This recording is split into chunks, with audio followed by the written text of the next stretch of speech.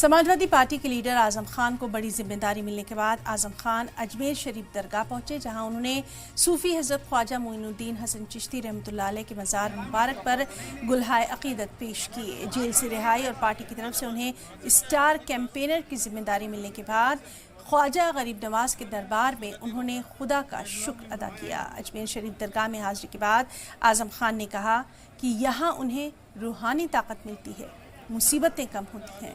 इस मौके पर उन्होंने कहा चुनौतियां बरकरार हैं, उन्हें खूब सताया गया, झूठे इल्ज़ामात में फंसाया गया, लेकिन बुजुर्गों की दुआओं से उन्हें सुकून और इंसाफ मिला।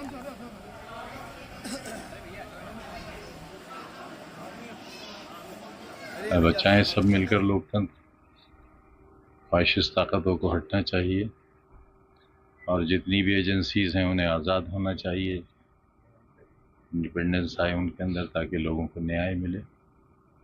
खौफ और दहशत का माहौल ख़त्म होना चाहिए, आज़ादी बहाल हो और दिए रोशन किए जाएं।